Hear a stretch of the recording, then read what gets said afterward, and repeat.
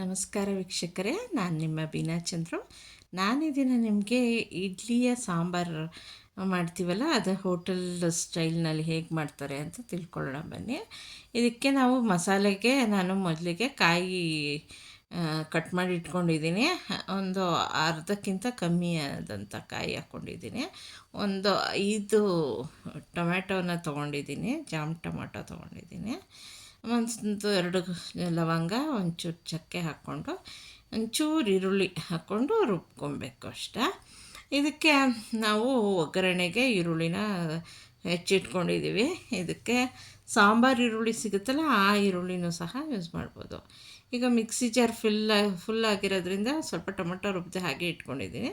Next ಟ್ರಿಪ್ನ ಮತ್ತೆ ರುಬ್ಕೋಬೇಕು. ಇವಾಗ ಮೊದಲಿಗೆ ನಾವು ಒಲೆ ಹಚ್ಕೊಂಡು ಒಂದು ಪ್ಯಾನ್ ಇಟ್ಟು, ಪಾತ್ರೆ ಇಟ್ಟು, ಅದಕ್ಕೆ ಸ್ವಲ್ಪ ಸಾಸಿವೆ ಹಾಕಿ, ಸಾಸಿವೆ ಸಿಡಿದ ನಂತರ ಅವಶ್ಯಕತೆ ಇರೋಷ್ಟು ಎಣ್ಣೆ ಹಾಕ್ತೀನಿ. ನಾನು ಯಾವಾಗಲೂ ಯಾವುದೇ ಪದಾರ್ಥಕ್ಕೂ ಅತಿಯಾದ ಎಣ್ಣೆನ ಹಾಕೋದಿಲ್ಲ. ಇವಾಗ ಈರುಳ್ಳಿ ಹಾಕ್ಕೊಂಡು ಈರುಳ್ಳಿನ ಫ್ರೈ ಮಾಡ್ಕೊತಾ ಇದ್ದೀನಿ. ಇದಕ್ಕೆ ಈಗಾಗಲೇ ಹೇಳ್ದಂಗೆ ಸಣ್ಣ ಈರುಳ್ಳಿ ಹಾಕ್ಕೊಂಡು ಮಾಡಿದ್ರೆ ರುಚಿ ಇನ್ನಷ್ಟು ಹೆಚ್ಚಾಗುತ್ತೆ. ಇವಾಗ ಇದಕ್ಕೆ ಸ್ವಲ್ಪ ಕರಿಬೇವಿನ ಸೊಪ್ಪನ್ನ ಹಾಕಿದ್ದೀನಿ. ನಿಮಗೆ ಅವಶ್ಯಕತೆ ಇದ್ದರೆ ಇದನ್ನು ಹಾಕ್ಕೋಬೋದು, ಕೊತ್ತಂಬರಿ ಸೊಪ್ಪು. ಇದು ಒಂಚೂರು ಫ್ರೈ ಆಗ್ತಿದ್ದಂಗೆ, ಹಸಿ ವಾಸನೆ ಹೋಗ್ತಿದ್ದಂಗೆ ನಾವು ಇದಕ್ಕೆ ಈಗಾಗಲೇ ಇಟ್ಕೊಂಡ್ವಲ್ಲ ಆ ಮಸಾಲೆನ ಇದಕ್ಕೆ ಹಾಕಬೇಕು. ಇನ್ನೊಂದು ಸ್ವಲ್ಪ ಟೊಮೆಟೊ ಹಾಗೆ ಉಳ್ಕೊಂಡಿದೆ, ಅದನ್ನು ರುಬ್ಕೋಬೇಕು. ಈಗ ನಾನು ಆ ಟೊಮೆಟೊನೂ ರುಬ್ಕೊತೀನಿ. ರುಬ್ಕೊಂಡು ಅದನ್ನು ಸಹ ಇಲ್ಲಿಗೆ ಹಾಕ್ತೀನಿ. ನೋಡಿ ಕಲರ್ ಎಷ್ಟು ಕೆಂಪಗಾಗಿದೆ.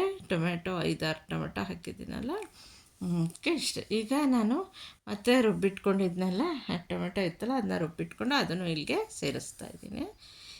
ಈಗ ಇದನ್ನು ಚೆನ್ನಾಗಿ ಫ್ರೈ ಮಾಡ್ಕೋಬೇಕು, ಇದರಲ್ಲೇ ಚೆನ್ನಾಗಿ ಕುದಿಬೇಕು.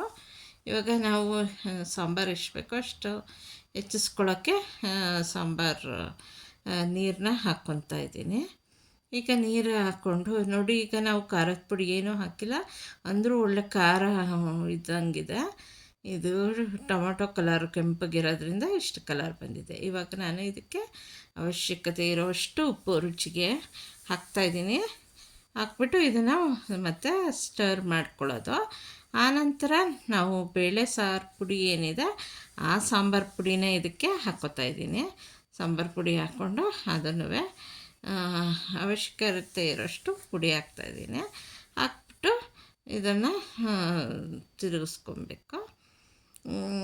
ಇವಾಗ ನಮಗೆ ಟೊಮೆಟೊ ಇದು ಚೆನ್ನಾಗಿ ಕುದಿಬೇಕಾಗತ್ತೆ.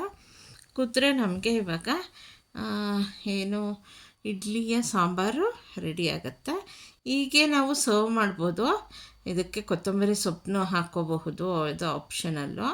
ಒಂದು ಸ್ವಲ್ಪ ನಾವು ಬೆಲ್ಲ ಅಥವಾ ಸಕ್ಕರೆನ ಸಹ ಇದಕ್ಕೆ ಸೇರಿಸಿದ್ರೆ ಇದರದ್ದು ರುಚಿ ಇನ್ನಷ್ಟು ಹೆಚ್ಚಾಗುತ್ತೆ. ನಾನು ಇವಾಗ ಇದಕ್ಕೆ ಬೆಲ್ಲ ಹಾಕ್ಕೊತಾ ಇದ್ದೀನಿ. ಒಂದು ಸ್ವಲ್ಪ ಬೆಲ್ಲ ಹಾಕಿದ್ದೀನಿ ಇದಕ್ಕೆ. ನೋಡಿ, ಒಂದಿಷ್ಟು ಬೆಲ್ಲದ ಪೌಡ್ರನ್ನ ಹಾಕ್ತಾಯಿದ್ದೀನಿ.